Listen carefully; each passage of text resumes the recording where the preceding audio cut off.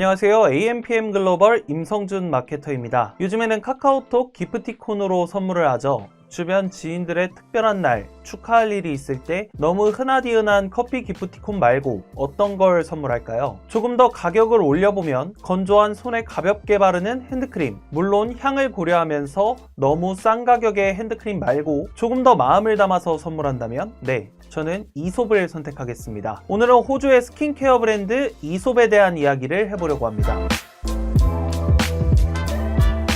이솝의 창립자 데니스 파피티스는 동네의 작은 미용실에서 이솝을 시작합니다. 특유의 완벽주의 성향을 가진 데니스는 매일 쓰는 기존 헤어 제품이 마음에 들지 않았는데요. 이름 모를 이상한 화학물이 잔뜩 들어간 제품을 쓰기 싫었던 데니스. 답답하면 네가 만들던가.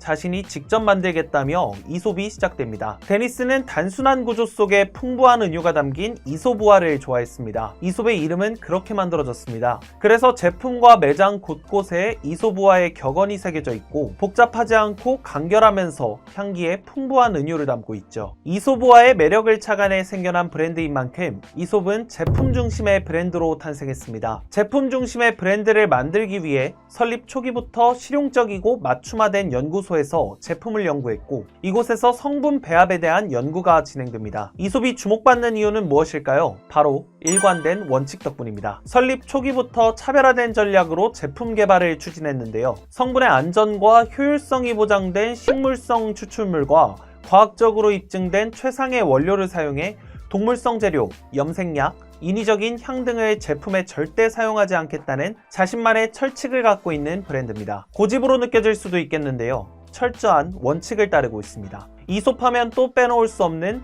디자인. 이솝의 철학은 제품 패키징과 매장에서 볼 수 있습니다. 이솝은 처음부터 지금까지 재활용이 가능한 용기에 제품을 담아오고 있는데 이솝하면 떠오르는 갈색 병이 대표적입니다. 재활용된 원료로 제작된 갈색 병은 자외선으로부터 안의 내용물을 보호하기 때문에 방부제가 최소한으로 사용되고 포장 박스도 100% 재활용 가능한 파이버보드로 만들고 있습니다. 모든 인쇄물엔 식물성 콩기름 잉크만을 사용하고 불필요한 포장을 지양하며 페이퍼백이나 패브릭 주머니를 사용하고 있는 등 친환경 마케팅도 계속 이어가고 있네요. 또 다른 이솝의 특징은 매스미디어로 광고를 하지 않는 브랜드입니다. 그리고 어느 성별에 초점을 두지도 않죠. 여성을 위한 제품, 남성을 위한 제품을 나누지 않고 피부 고민과 피부 컨디션 때문에 그리고 이솝의 향기를 좋아하는 모든 사람이 알아서 제품을 찾아가고 있습니다. 2004년 이솝은 멜버른 교회의 세인트 킬다 작은 지하 코너에서 처음으로 매장을 오픈했는데요. 이곳은 지하 주차장으로 이어지는 좁은 비탈길에 위치한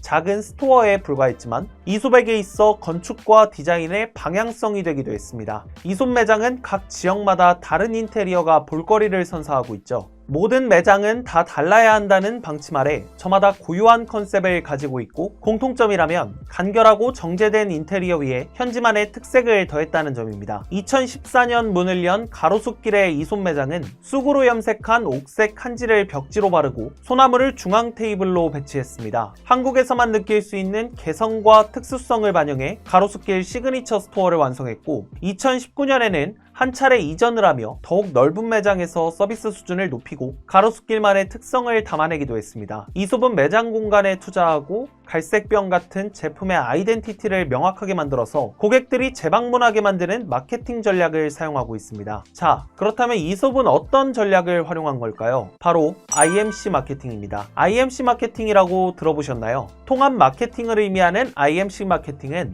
강력하고 통일된 브랜드 이미지를 구축하고 소비자의 구매 행동으로 이끌기 위해 광고와 같은 단일 커뮤니케이션 수단 외에 표적 청중에게 도달하는 데 있어 가장 효과적일 수 있는 매체나 접촉 수단을 적극적으로 활용하는 마케팅 방법입니다. 이게 무슨 말인가 싶으시죠? 보통의 광고가 일방성으로 홍보하는 방식으로 그쳤다면 이 마케팅은 브랜드와 소비자가 소통하는 쌍방성의 방식으로 접근하는데요. 이솝은 소리치기보다 귓가에 속삭인다는 커뮤니케이션 철학을 갖고 제품을 홍보하기 위해 전통적인 광고와 할인 판매 방법을 활용하지 않았습니다. 명품 광고 전략을 택하며 매스미디어의 광고의 노출을 줄이고 희소성을 부각했는데요. 또한 고집처럼 느껴질 수 있지만 브랜딩 과정부터 꾸준히 일관된 메시지를 전달하며 충성 고객 확보와 브랜드 재구매율 상승을 목표로 마케팅을 진행했습니다. 이솝은 2021년 어머니의 날에 미국 소비자들을 대상으로 프로모션 이메일을 발송한 적이 있는데요. 어머니의 날은 낳아주고 길러준 모든 어머니에게 감사의 의미를 표하는 날입니다. 그러나 누군가에겐 힘든 날이 될 수도 있음을 이해합니다. 이런 문구로 발송했습니다. 그리고 한 문장이 덧붙여지는데요. 마케팅 메시지를 받고 싶지 않은 고객께서는 알려주세요. 미국에서 어머니의 날은 소비가 폭발적으로 증가하는 날이다 보니 다양한 브랜드와 유통업계에서 고객들에게 프로모션 이메일을 전송하는데요. 이솝은 브랜드에서 홍보를 위해 보낸 메일이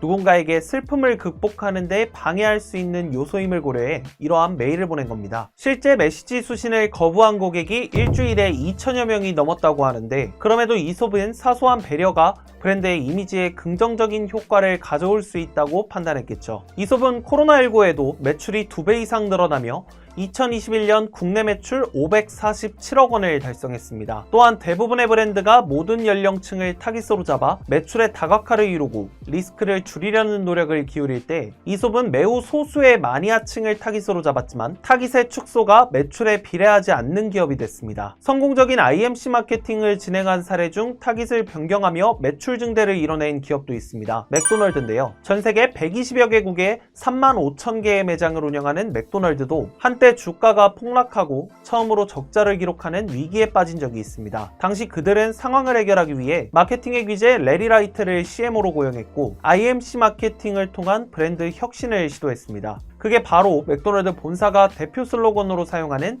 I'm loving it인데요.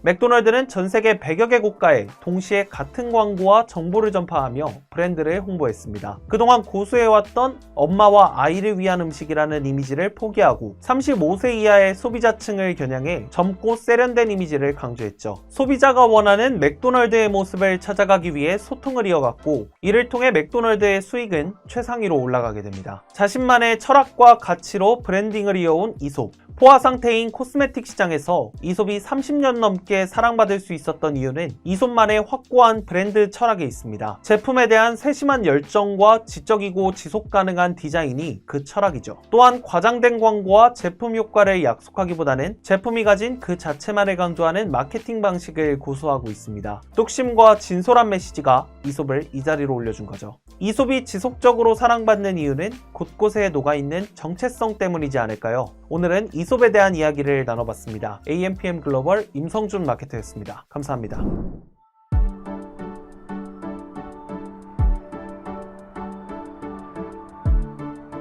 구독과 좋아요는 컨텐츠 제작에 힘이 됩니다.